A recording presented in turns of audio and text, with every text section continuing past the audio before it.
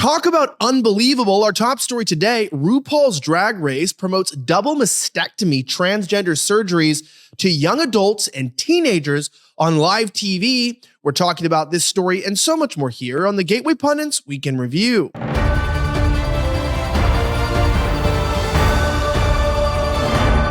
My name is Elijah Schaefer. Welcome to the Gateway Pundits Weekend Review, where we cover the top 5 stories of the last 24 hours in around 10 minutes.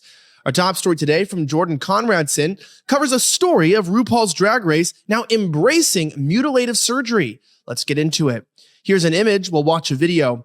Trending on social media is a video featuring delusional drag star Gottmik, a biological female named Cade Gottlieb, walking down the runway on RuPaul's Drag Race All-Stars carrying a bag of bloody breasts. Disgusting.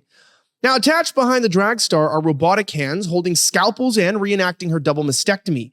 On her chest are open wounds drawn on by a makeup artist that reflect the surgery. It's almost too creepy to even watch. Here's a quick 7-second clip, and you judge for yourself why this is on TV. Yeah.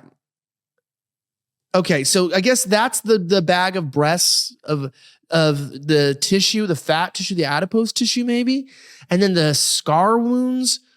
Look, this mental illness has gone way too damn far. The fact is look, this is live television. You can't show penetrative sex. You can't even show nudity in the United States, but somehow we can show this. This is not only abhorrent, but it's at a point to where very soon they're going to be legalizing pedophilia, because once this stuff is normalized, there's basically nowhere else we can go. I'm not joking. Oh, it's so disgusting. I'm going to have to transition, but not my gender, into a better story. Watch this. Christina Lila reports that Trump received a rock star welcome at NASCAR's Coca-Cola 600 at the Charlotte Motor Speedway. NASCAR fans, check this out. Here's Trump walking in. We have a few videos, so you'll want to stick around for that. Joe Biden could never do this. President Trump flew over the Coca-Cola 600 NASCAR race in Concord, North Carolina on Sunday afternoon. The crowd erupted as Trump Force One flew over Charlotte Motor Speedway. Now, NASCAR fans waved to Trump as his plane flew over the speedway. We'll watch a couple videos and might as well not read it. Here he is walking through the pit lane. You can see the warm reception. Watch.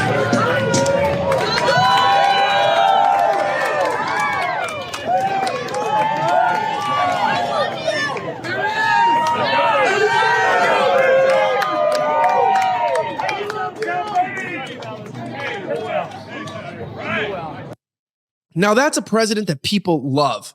And it's very interesting because you can't even get people to show up to see Biden. You don't hear anyone be like, "We love you, Biden. We love you." No, you hear that about Trump. Why?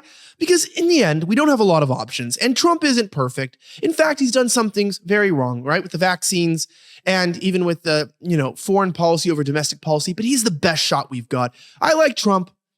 We don't have any better options out there, and I think he's a pretty damn good one, if you ask me. Here's also a video of him entering into his cage to watch the event. Check this out. USA! USA! USA! USA! USA! USA! Holy hell, I love it. Honestly, I love the patriotism. I'd support Trump anywhere I went as well. I mean, I genuinely, because I hate the never Trumpers. I just don't like them. I think they're kind of, mentally incapacitated and politically incorrect to say. I know it might offend people, but they're retarded. Okay, it's true. I'm not one to apologize. I'm not going to apologize for that. It's just reality. An interesting story from a guest contributor. Highway robbery by U.S. police gets green light thanks to a ruling. Check this out. Guest post by Bob Unruh. Americans no longer have to be guilty to be stripped of their rights and their liberties. It's called by some a modern day form of highway robbery, but the Supreme Court nevertheless has gone along with it. Check this out. It's the practice by police of using delay tactics when they confiscate cash, jewelry, cars, and other valuables from people who sometimes are completely innocent of any offense. They are asset forfeiture cases and often involve no criminal charge against the property owner, according to a report from the Rutherford Institute, which fights in America's courts for constitutional, religious, and civil rights. The latest high-end court decision came in a 6-3 at Coley versus Marshall, where the justices held that there are no due process protections for citizens in asset forfeit proceedings to have an early court hearing to contest government keeping possession of their seized property while they await trial. Lawyers for the Rutherford were joined by those from the ACLU and Cato Institute to argue that an early hearing was needed to protect citizens against the government's delay tactics, which make it difficult for individuals innocent of any wrongdoing to recover their property in a timely manner from police who stand to profit from their forfeiture. Justice Neil Gorsuch said it is a problem to have police delay proceedings and keep citizens' private property for as long as a year or more. He said that could coerce the owners to settle the dispute by paying a penalty for property they need for their work or that they love. To me, this just sounds like more police overreach. We want you to be warned here at thegatewaypundit.com that the government is clearly not seeking your protection. You should remember that. It's like the government's like a condom with holes in it. It looks like it'll protect you, but in the end, it's just going to leave you screwed. Our next story says Fever coach Christy Sides destroys the greatest basketball scorer of all time, takes down Caitlin Clark in the WNBA League in 7 games. Bravo, Christy, Jim Hoff reports. How do you take the greatest scorer in college history, men or women, and destroy her confidence and career in 7 games or less? And how do you also manage to bring down an entire professional sports league at the same time? Asked Christy Sides. Indiana Fever coach Christy Sides has never had a winning record and finished dead last year in the WNBA. Now her goal is to not only bring down Caitlin Clark and her team, that's not enough. Christy Sides is going to single-handedly destroy the WNBA's one chance to become a profitable sports league, and it only took 7 games. Let's hope the girls were not getting used to those chartered flights. It's interesting here. It's clear that Coach Sides never watched a Caitlin Clark game in her life when she was in college at the University of Iowa and broke every single scoring record imaginable. And while she's at it, Clark also managed to chalk up the most assists of any player in the college in her final year. On Saturday night, after the Indiana Fever's first win this year, on Friday night, Coach Sides finally put Clark in her place. The greatest scorer of all time took only 8 shots the entire game. Christy was pleased. Christy knows best.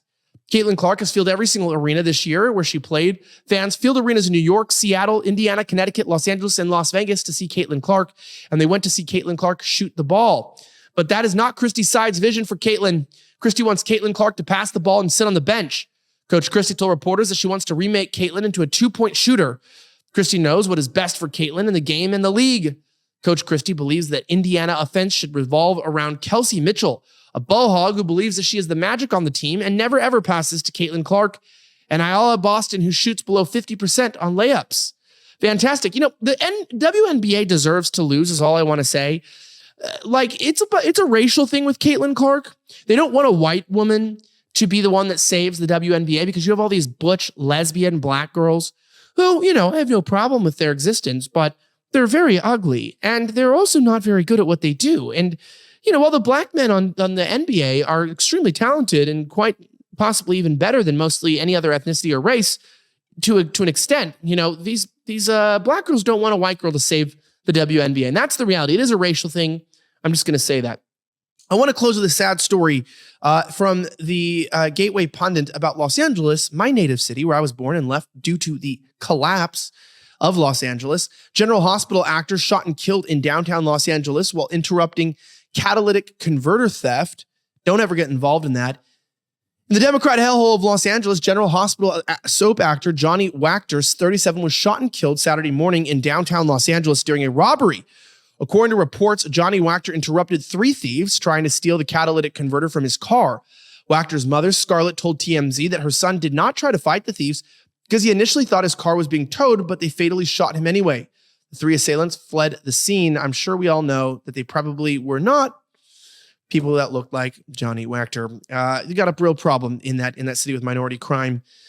I'm just being honest in the show. We got to be real here. Let me know your thoughts and opinions down below. This stuff is terrible, and I don't know how I just talk about it like I'm reading a text or something, but hey, I do the news.